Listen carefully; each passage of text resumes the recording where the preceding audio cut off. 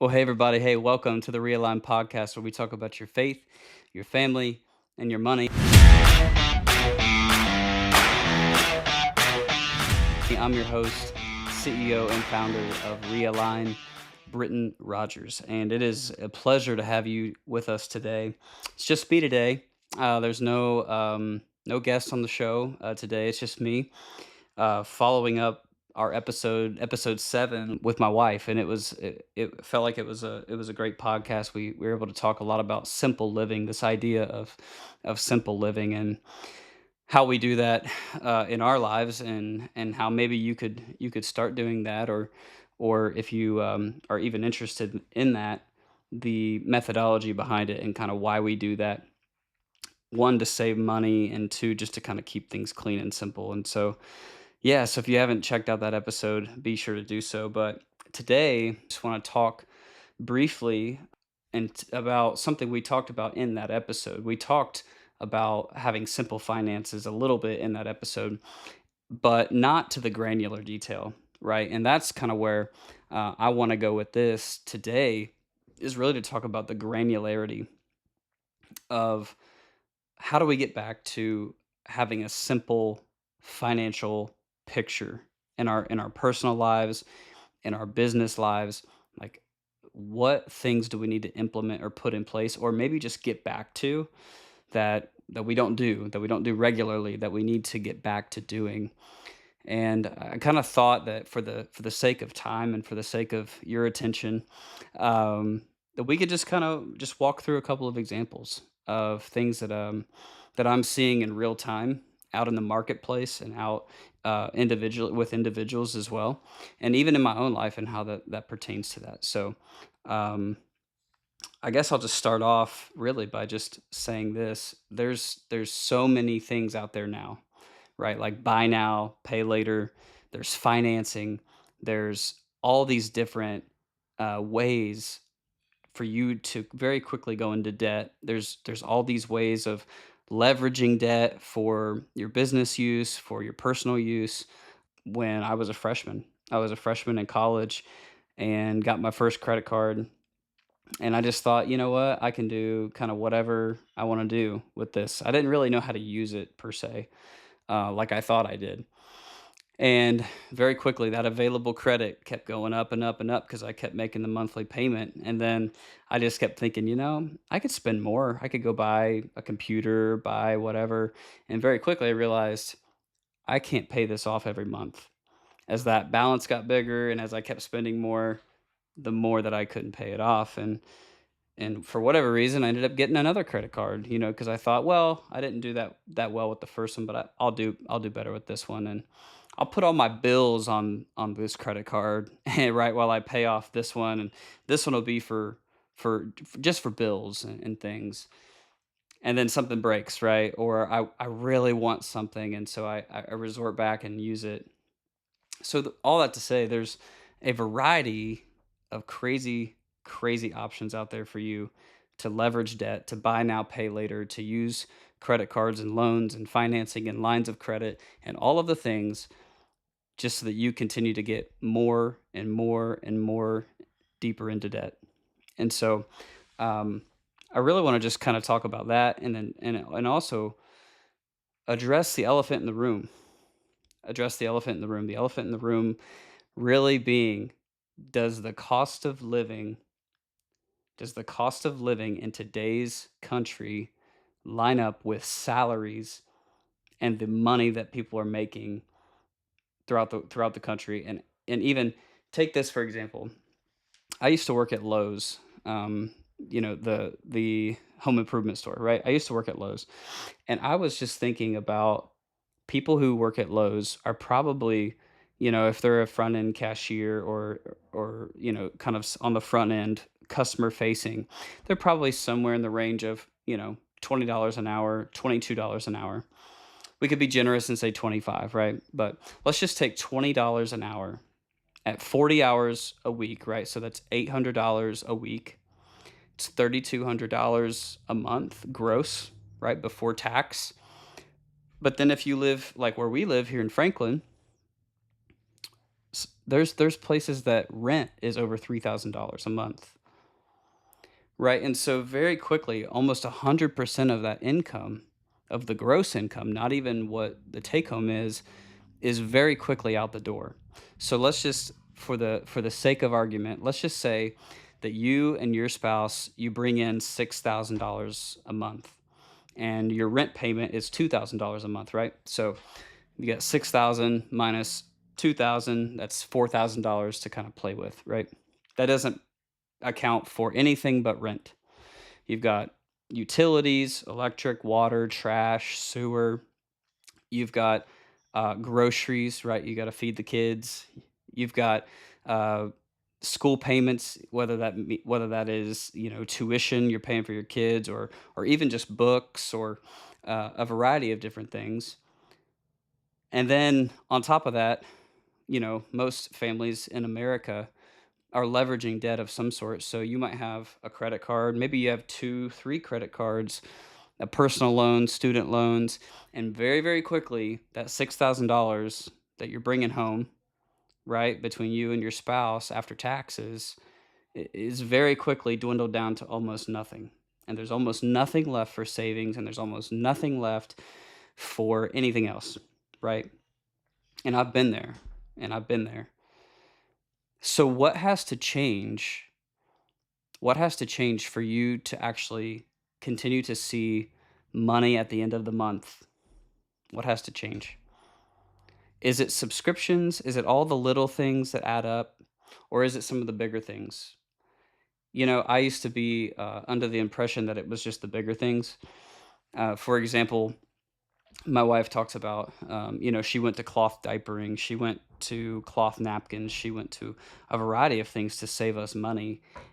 And in my head, for a long time, I kept thinking, wow, that's like small peanuts. For a while, I kept thinking, you know, this is just small peanuts. Like, it's not adding up, right? Typical husband, probably, saying that. But then I went and I started looking at the numbers, and I started realizing something as simple as buying coffee out, one coffee a day out, might cost you $8 to $10 nowadays, especially if you're in our neck of the woods here in Franklin, Nashville. Let's just say that, a cup of coffee, even is $5. Let's just say it's $5, every time, and you do one every single day of the week. So $25 just the work week, right? So that's very quickly 5 times 5 is 25, right? Times 4 weeks. Let's just average, that's $100 a month in coffee. But realistically, it's probably more like $10 a month averaging out. And so I looked up and I was like, wow, like I'm spending $200 a month on coffee that's going to rot my teeth, dehydrate me, and not make me any better of a human being, except for maybe in the morning, right? So we have to sit back and think, like, what are we spending money on that's adding up? Paper towels, napkins, all this stuff that, right, like that is normal to buy, and you go, yeah, I need to buy that. But do we really? Do I really need to buy coffee out? No. Do I really need to eat out? No. And very quickly we looked up and we were like, wow, we could save between several different things, we could save $500 a month. $500 a month just because we did some fine tuning through our budget together, me and my wife. And I just think, like, how many of you could do the same thing, right? Because winning with money is all about simplicity. It's all about getting back to the basics of writing out a budget, writing out how much income I have coming in, how much expense I have going out, and do you have more coming in than going out, right? Like that is really the ultimate question that even our federal government can't get their heads around, right? Like we're trillions and trillions of dollars in debt, and some of you are hundreds of thousands of dollars in debt because of student loans, because of all this debt that you've been sold. And in reality, we just need to get back to the basics. Now, many of you know my prior work history, and you know that I worked at Ramsey Solutions, which is obviously the leading company that is teaching people to get out of debt and to have a debt-free lifestyle, and completely love that, completely support, and will forever support Ramsey Solutions. So I'm not just saying this because I worked there and because I experienced it, but I'm saying this because it is life-changing. Hear me when I say it is life-changing when you get, in front of your money, when you go back through it and you say, "Here's what I have, here's what I have going out," and if it's more than what you have coming in, you've gotta start cutting somewhere. You have to start cutting somewhere. Now, some of you are gonna tell me and you're gonna respond in the comments and you're gonna message me and say, "Well, I just, we're both working and we just don't have enough money," right? Well, here's the thing. Here's the reality check. And I hate to tell you this because a lot of people in this day and age do not want to work. Let's just be really, really honest. You might have to get 2 jobs. You might have to get 3 jobs. And I know that you don't like that. I know that might be really, really difficult to hear. But because I care about you and because I care about you winning with money, whether that's in your personal life or your business life, you've got to make some sacrifice. You got to make some change. It's temporary. Leading up to me being full time with Realine, I worked 3 jobs. I was working a full time job, a side job that was probably 20 hours a week, and I was starting Realign. And so I was very, very, very, very quickly pushing 60, 70-hour weeks. And it wasn't healthy. It wasn't healthy forever, right? Like I'm not working 60, 70-hour weeks now. I am back down to the typical, 38 to 40 hours a week. But for a short time, I had to sacrifice and I had to fine tune and I had to actually, go back to the basics. And so that's what I really want to just encourage you with is what are the things that are getting in the way of you winning with money today? And what things do you need to change so that you can win with money, not just now, but in the future? Because many of you are looking at me and you're like, but Britt and I have kids. I have 2 kids at home and I can barely get groceries. And what I'm telling you is there are a million jobs out there. There's jobs online, there's jobs in person. You and your spouse need to work it out to where one of you can work multiple jobs if you have to because you need a bigger shovel. You need a bigger amount of income coming in if your expenses are going to be consistent for a while. So if you have debt payments like credit card payments and loan payments that you're trying to get out of and you're like, gosh, I just can't get ahead with these. These are just holding over my head. Then you've got to increase revenue, right? You've got to increase the money coming in somehow, some way so that you can get ahead of that and so you can start paying that down. And obviously, like my friends at Every Dollar, they and I agree with this too in the debt snowball method, where you list out your debts from smallest to largest. Forget about interest because as you know, and as you're figuring out, watching this and hearing this, it's not about a math problem. This is all about a behavioral problem. This is all about you getting out ahead of it and paying off one debt at a time, right? And the best way to do that is to start small. This $500 credit card, done. This $700 student loan, done. And you very, very quickly start to build momentum and that snowball starts to get bigger and bigger and bigger. Yes, this is free advertising for y'all Ramsey people, right? But it gets bigger and bigger and bigger and it accumulates. And then all of a sudden, you look up and you go, wow, I've just paid off how much, right? Like I've just paid off this large amount in a very, very short amount of time. Now, I will say that one thing that I've run into is I've looked at my payments in the past and I've said, well, gosh, but it would be so nice to free up this $700 a month payment so that I can go attack other debts. And I would say I've struggled with that, right? Like I've struggled with that methodology as well. But you know how long it would take to free up that $700? Whereas you could have already had maybe 4 or 5 small debts paid off. So very, very practically, that is why the debt snowball method is definitely the best method for this. And I think that this can even be applied to your business, right? This can be even applied to your business for those of you who, man, um, have decided to get into debt, to leverage debt. And I'm not talking to any one in particular person. Like I know hundreds of people who are doing this right in their businesses.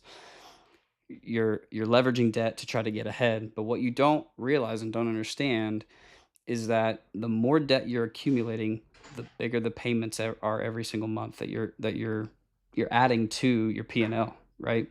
You're adding to, you know, and if your revenue, what you're risking is if my revenue doesn't grow, if it doesn't, if it's not up and to the right, but my payments are up and to the right, that's when you get in trouble, right? And I pride myself and I'm so thankful that we're able to run Realign completely 100% debt free because we don't want to get in a situation where we are the borrower, where we are the, we're the slave to the lender, right? Like we don't want to owe money to anybody. We want this thing to be 100% cash flow, 100% no obligation to anybody, uh, except for the people that are on our team, right? And we have four, almost five people now going to be on our team, and we're so excited for that. But we've been able to do this 100% debt free, and that's no, not us bragging, but that's just us saying like it is possible. It is possible. And if you're a business owner and you're like, man, I've already gotten myself into debt, go back to the basics. Go back to the basics. Figure out how you can generate more revenue, right? Can you add a service? Can you add a product? Can you add an event? Can you add what can you add? Low lift merch, right? Like if somebody is willing to give you some merch to sell for very low cheap, um, what can you do to drive additional sales and additional revenue to your business so that you can pay down that debt quicker that you've already gotten into, that you can get out of a lot faster than you're projected to today. So I would just encourage you that revenue. There was a guy that told me this, and I'm never gonna forget it. I'm gonna put it on. I'm gonna put it on this wall in this office. Revenue is oxygen. Revenue is oxygen to your business, and if you don't have revenue, if you don't have more sales, if you don't have more business, then don't expect things to go well if you have debt. So that should be your number one priority is revenue is oxygen. I got to generate revenue somehow, some way. I got to go kill something, drag it home. Uh, and you probably have heard this, elsewhere before. But I just want to reemphasize it, right? Like that's what we live by. The principles that we live by here at Realign is we're gonna make sure that revenue is oxygen. We're gonna drive home sales. If I have to go call 15 people or email 30 people just to get one new client that's going to generate you know however much for me per year per month, it's worth it. And so I would just say just keep up the fight if you're in this fight and you're trying to make things more simple in your finances and your budget. You're trying to figure out where can I cut things. Don't underestimate cutting out the little things. Keep a lean operation. Do not add, $500 worth of subscriptions a month. Do not go out and buy software you can't afford. Don't go buy microphones you can't afford and podcast gear that you can't afford. Like that was something like we saved up just to get this, right? Like this whole thing was like $600, right? We didn't when we before we bought this, like we didn't have $600 to spend on this. So we had to be patient. We had to wait. So my encouragement to you is if you have been in this season of adding more debt and not adding more sales and or adding more revenue, whether that's in your personal life or your business life, here's the encouragement to you. You can still do it, right? Like tomorrow's a new day. You can get out there. You can go drag something home. You can drive a sale. You are the selling point, right? Like you're the selling point of your business. You started your business because of a why. You had a reason, right? You had a tangible reason that you started the business, whether it was selling coffee, what you wanted to sell coffee to people, whether it was, hey, I'm an engineer and I really want to help people in this way. You could be an electrician, a plumber, you could be a podcaster, you could be whatever it is. You had a why, you had a reason why you started the business, and we want to help you get back to that, right? Like we want to guide you to get back there because that's what you're good at. Like we're good at bookkeeping, we're good at accounting. That's our bread and butter, right? We want to get back to that. We want to stay focused on that. And that's what you need to do in your business. And so we just hope that you're hearing us, right? Like, revenue is oxygen. Keep the expenses lean. Focus on the things that you're good at. Drive some sales home. Go bring something new to the table. Have an event. Have something that you can do that is out of the ordinary, that's going to help your business or help your personal life. Work hard and don't be ashamed of it, because in this culture, working hard is is hard to come by. So that's my encouragement to you. Thanks for tuning in. We appreciate it. This is the Realign podcast.